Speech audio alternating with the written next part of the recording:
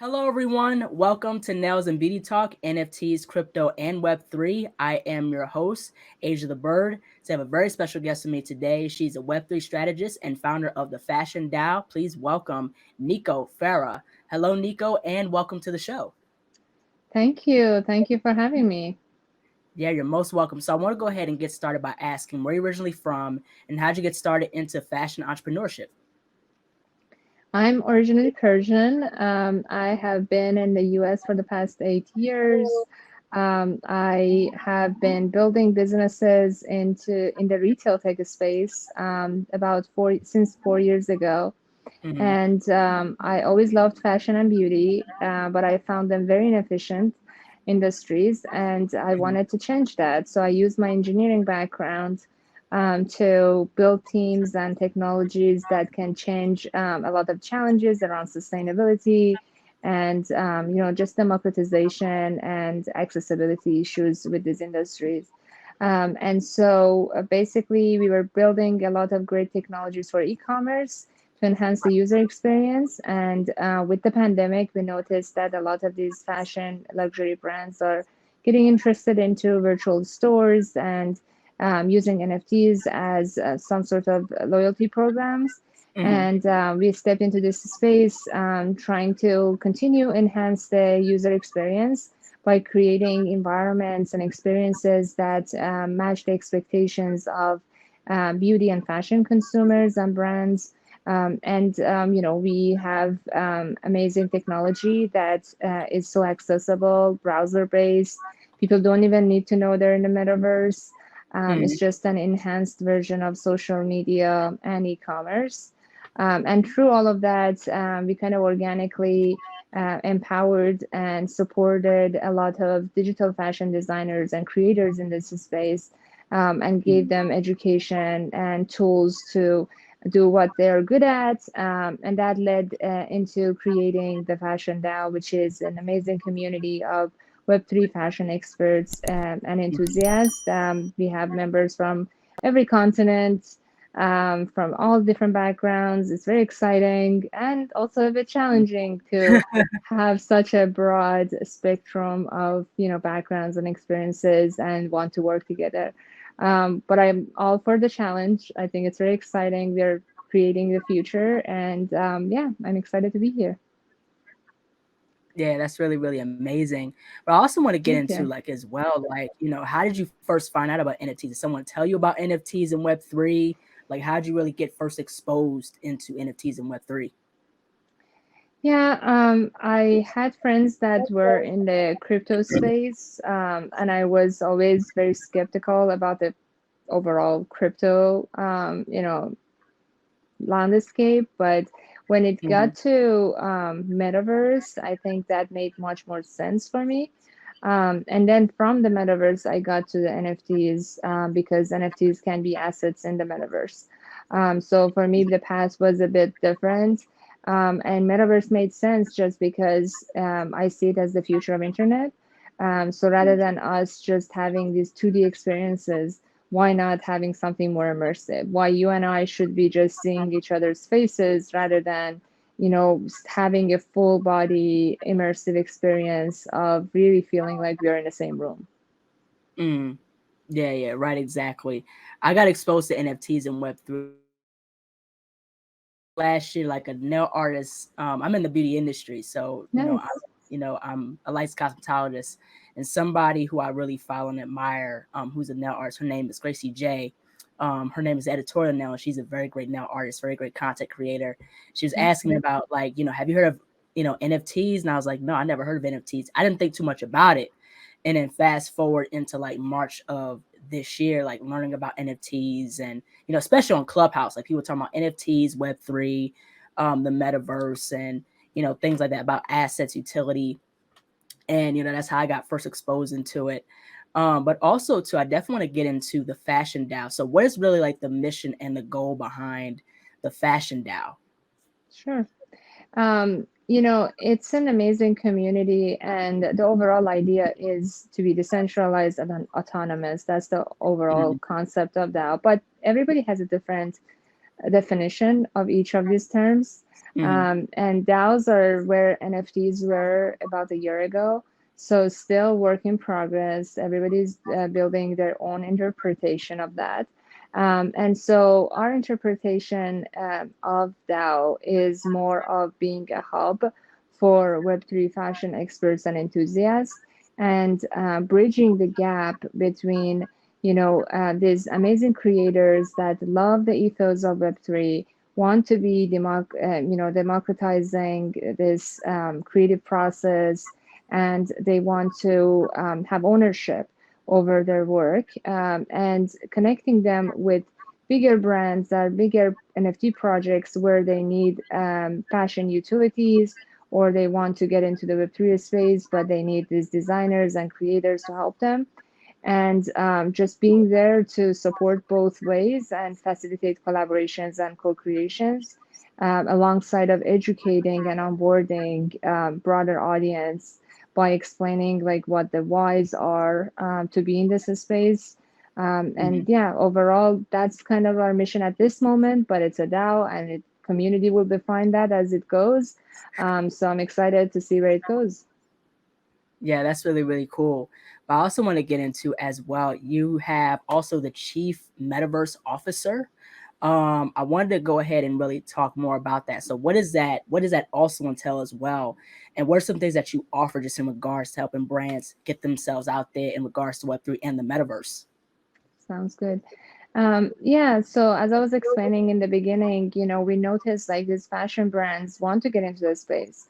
What their Mm-hmm. challenge was that a lot of these metaverse environments like Sandbox, Decentraland, they were created for everyone. And when you're making something for everyone, let's say you're making a moisturizer or lipstick for everyone, you don't get to really target any specific audience, and that could impact the quality.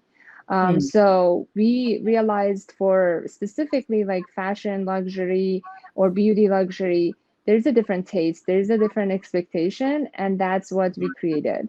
And Chief Metaverse Officer has this technology with amazing aesthetics, with amazing virtual NFT marketplace, that people can have the best of both worlds.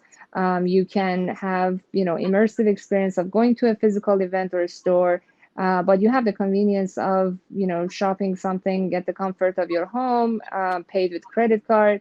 So we combine those in our technology, and we act like a chief metaverse officer for any business or brand. So they don't have to necessarily hire a person or a department.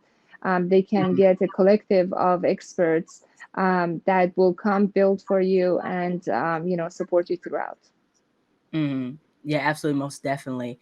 I think one thing that you really like touch on is about having that user experience, because I think that's something to really consider within regards to, not only being an artist, like myself, but also, being, business person in general. Is not just about putting out a product or putting out like a work of art. It's like what goes behind it. That's like how I talked about with utility, like Mm-hmm. having that user experience. Like what is something that people can get when they buy the Yes. NFT, I look at like laid back llamas or like people in like, sandbox, they create something, this is what you get for it. So I think that's something that's very important. Yes, absolutely. I believe that Metaverse is the best utility that you can give to your NFT audience, and you can give life to what you have offered them. And especially when we talk about fashion or beauty, I think any type of avatar that is describing our identity is great, but we also need the element of fashion and beauty.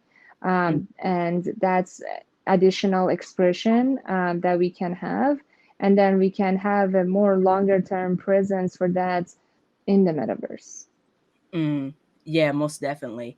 But I also want to get into just in regards to like luxury brands and like beauty brands, what are some of the things that you think that people need the most help with in regards to just putting their work, putting their products out there, in Web3, possibly?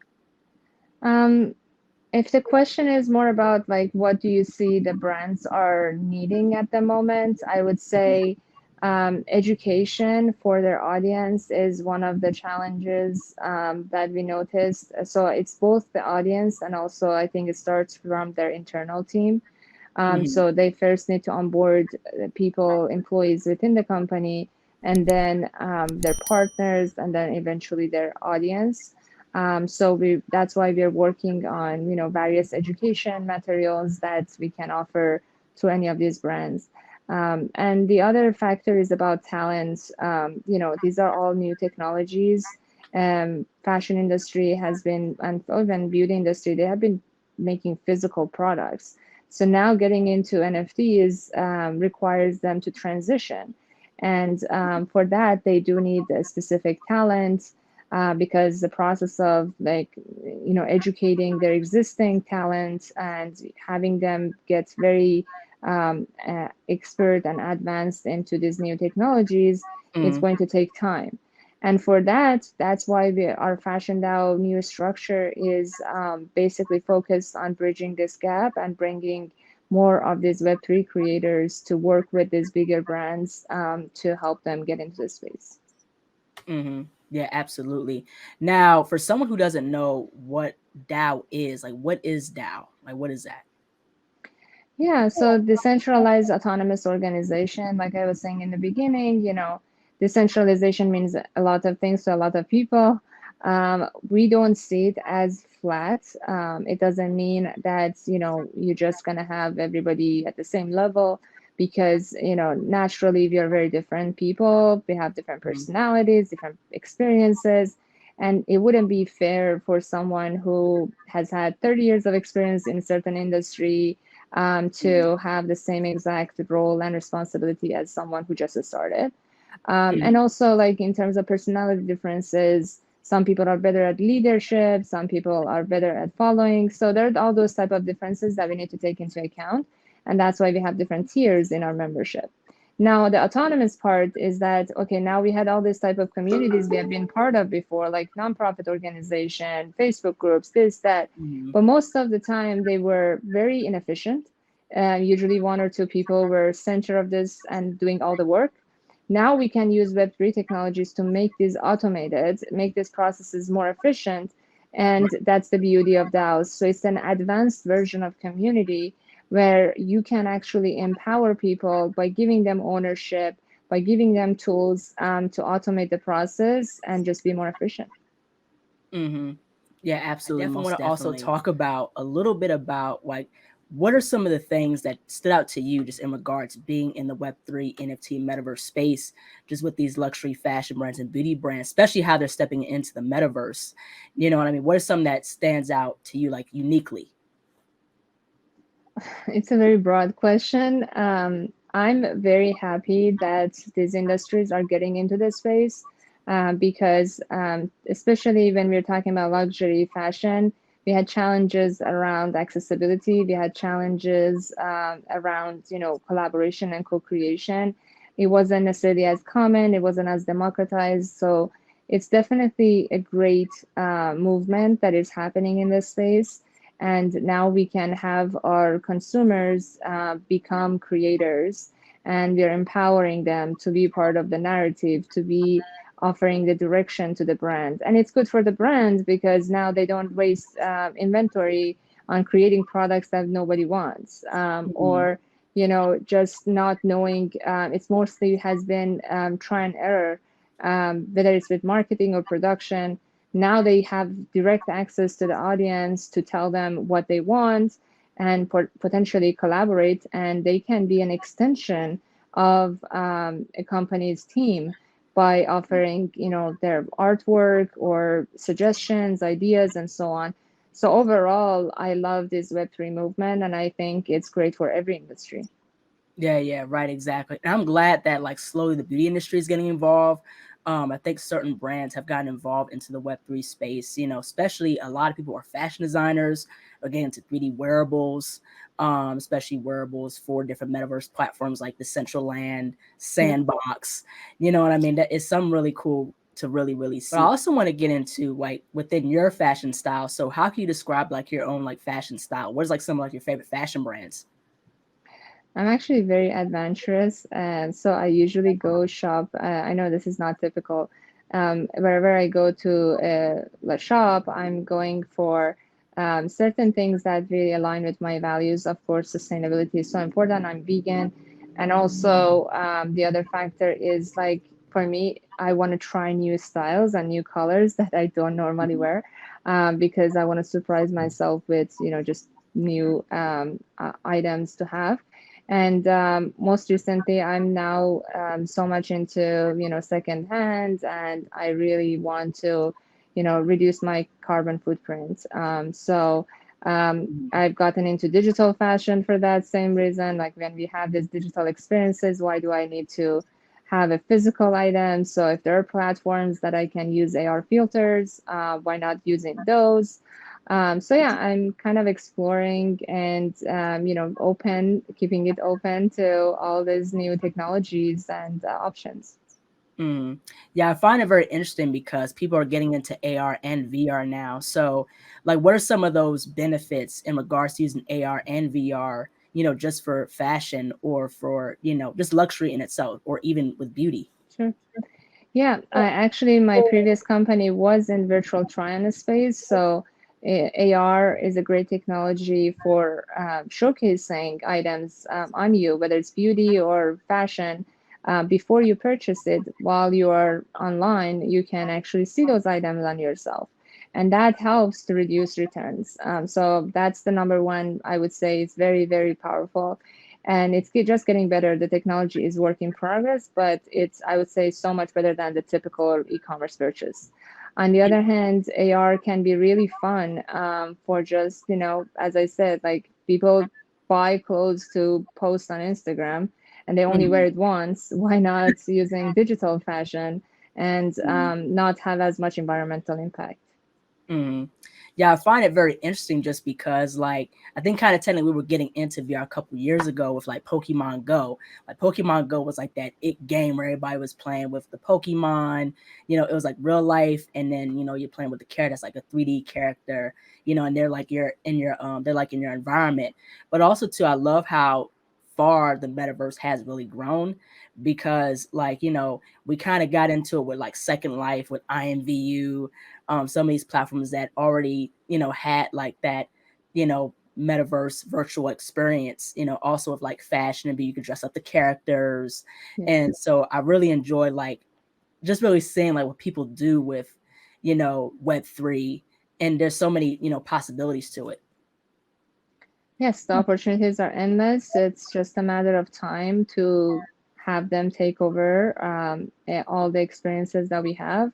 And I think it's very exciting. Like what we are doing right now, spending so much of our time on social media, Zoom calls, and so on. Why not enhancing it? Why not making it more immersive? Why Right. not making it more efficient? So it's all exciting. Yeah, I could totally agree with that.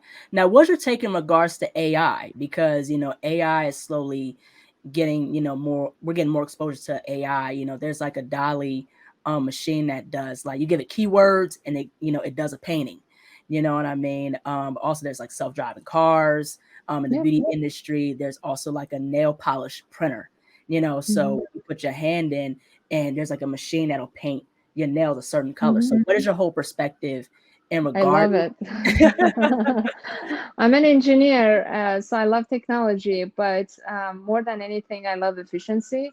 And Mhm. so, if I think human have very special value that they can have with their time, like rather than having people do manual labor work, we can Right. have them operate machines and robots, or program them, and Mhm. just really value human in the positions that they deserve, and instead use these machines and these technologies to make our lives easier and focus on things that we really enjoy doing, and remove those repetitive, cumbersome tasks.